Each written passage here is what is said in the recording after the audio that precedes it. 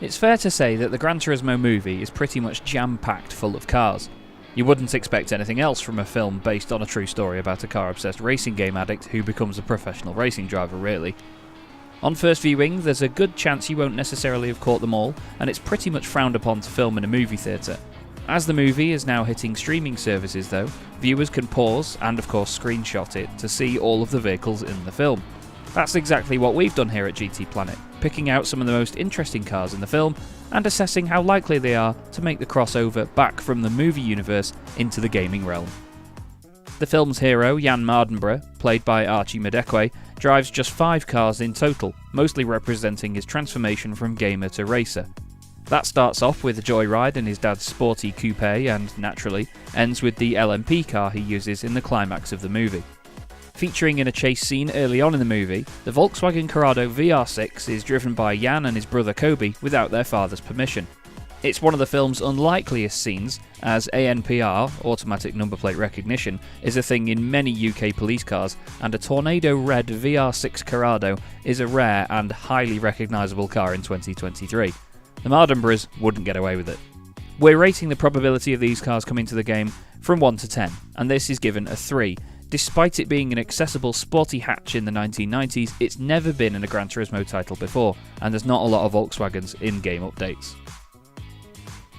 The Nissan GT-R R35 is quite a step up in performance from the front-wheel drive 180 horsepower Corrado, and the GT-R is of course Jan's ride at GT Academy, although the real Jan drove a Nissan 370Z at race camp in 2011.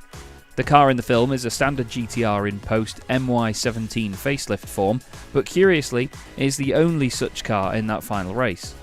This one obviously gets a 10 out of 10 probability because it's already in Gran Turismo 7. After winning race camp, Jan jumps straight into a GT-R GT3 in order to pick up his FIA racing licence through the European series. Again, not entirely as happened in the real world, but real process doesn't make for great storytelling. It's the vehicle that racing driver Jan is in for most of the film. Again, this one gets a 10 out of 10 probability because it's sort of already in Gran Turismo 7, but it's only as a livery for the 2018 update GT3. The car in the movie is actually based on a 2015 pre-facelift car actually raced by Jan and recently auctioned off. Following the pivotal incident midway through the second half of the film, Jan's mentor, Jack Saltaire, a fictional character played by David Harbour, encourages the youngster to get back on the horse with a 520 horsepower Porsche 911 GT3 RS 992. It's probably the prettiest single piece of cinematography in the film as Jan potters around the Nordschleife.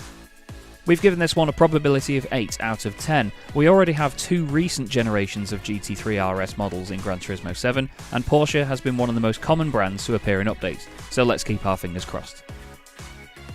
Seemingly standing in for an LMP1 car, the Ligier JS PX is the car driven by Jan and his all-gamer team in the final, weird, race at Le Mans.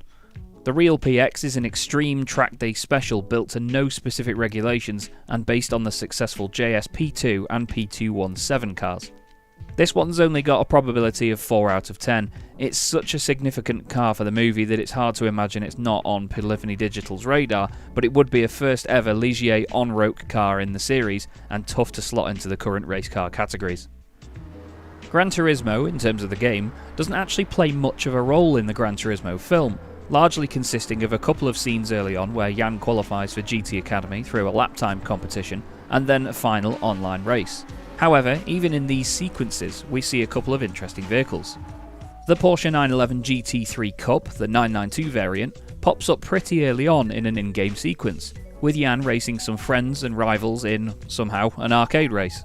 Launched in 2021 as Porsche's GT3-based race car, the vehicle appears in the game in its standard launch livery, which somewhat suggests that it's already been scanned.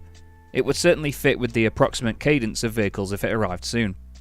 We've given this one an 8 out of 10 on the probability scale because just like the GT3 RS above, this is a car we can well imagine coming to Gran Turismo 7 before too long, to fill the spot currently occupied by the older GTE class 991 RSR. A confusing entry in an already weird mixed class race, the Vantage GT12 also shows up early on. Unlike everything else in the race, the GT12 is a road legal track day toy and not actually a race car. Aston's original plan was to call it the GT3, to reflect its Vantage GT3 racer, but a kerfuffle with Porsche over using the name on a road car was settled with the name change. It's essentially an unlimited GT4 race car for the road, so whoever GGA Skiller is did a great job qualifying it in 7th. This one's getting a probability of 9 out of 10. It's another car that appears to already be scanned for Gran Turismo, so we'd be absolutely unsurprised to see it come along soon. In what we assume to be a fictional interpretation of Polyphony Digital, to go with the fact that Kazunori Yamauchi himself is played by an actor, there's scenes involving several cars being scanned and recorded in a large indoor space, and at a test track, although the methods and techniques don't entirely tally with those we've seen before. That could be a clue for some upcoming vehicles for the game. This extreme performance STO model of the Lamborghini Huracan is seen extensively in studio scenes, largely being recorded for audio capture purposes in what looks like a mock-up of an anechoic chamber. The real thing has much more violent looking walls basically. It's a homologation model for the company's Super Trofeo race car, hence the name Super Trofeo Omologato, with most of the car's body unique to the model and made from carbon fibre. This one scores a 6 out of 10 on the probability scale. We've actually seen surprisingly few Lamborghinis added to the game since launch and since Gran Turismo Sport. It'd be a great choice to break that drought with though. Seen ambling around the studio floor, the Cosworth-engined Mercedes-Benz 190e 2.516 Evo I is a classic homologation special, with a long name, with just 502 cars made, all in Blauschwarz metallic to satisfy DTM requirements. Sporting a slightly more free-revving engine than the regular 2.516, the Evo was an answer to BMW's M3 Sport Evolution, but never reached the same levels of popularity. We've given this one a GT game probability of 5 out of 10. It's a good rival for the M3 Sport Evo and Sierra Cosworth already in the game, but it's been the mad Evo 2 that appeared in previous Gran Turismo games. This next car almost escaped notice, appearing only in a couple of shots and with its true identity almost obscured. On closer examination, it sports Millennium Jade colour of the newer R34s, and the huge intercooler and hood vent are a bit of a giveaway, with the Mines logo only just visible. It's hard to imagine the producers accidentally filmed this very rare vehicle, the Mines Skyline R34 GTR V-Spec 2 Newer. This one scores 7 out of 10 on the probability. You can insert your own joke about Skylines here, but Mines tuned versions play a major role in GT games of old, and its wheel does appear to be scanned accordingly to the display behind it. Two cars that appear in the very first sequences of the film are the Ford GT and Honda NSX Type R, showing Kazunori Yamauchi driving them at the Slovakia ring, which is teleported to the foothills near Mount Fuji thanks to movie magic. Both cars are already in the game of course, but we flag them because Yamauchi himself has owned two Ford GTs. This of course is a 10 out of 10 on the probability, both of them are in the game. There's quite a few other cars that pop up in the film, either forming a part of the plot directly, or driven by secondary characters. For the most part we won't expect to see any of these in the game aside from where their casting choice is inspired by the game, but you never know. This is probably the most expensive vehicle in the film, and that includes the race cars, not least of which because it hasn't been made yet. In fact, the car in the film is the singular drivable prototype of the Koenigsegg Gemera, the first 4-seat car from Koenigsegg, probably equipped with the 2-litre 3-cylinder TFG engine good for 1,400 horsepower when combined with the dark matter electric motor. Yes really, 3 cylinders, 1,400 horsepower. It's driven by Patrice Kappa, who wisely doesn't trust his son Nicholas to do so. We've given this one a 2 out of 10 on the probability scale. Koenigsegg is a brand that has never appeared in a Gran Turismo game, and with the Gemera being used to highlight how wealthy and unlikable the antagonists are, we wouldn't expect it to be the first. Eagle-eyed fans might have already spotted this, but, as we hinted earlier, Jan's GT-R is the only normal one in the GT Academy Race Camp final race. All 4 of the other cars are much more potent Nismo models, 1 2017 car and 3 2019 cars, which sport turbochargers from the GT3 race car to up the power to 592 horsepower and significantly different suspension, braking and aerodynamics. It's a miracle that Jan won. Now the 2017 model is already in Gran Turismo 7, and although the 2019 version hasn't appeared yet, we wouldn't be surprised at all to see it. 10 out of 10 on the probability scale.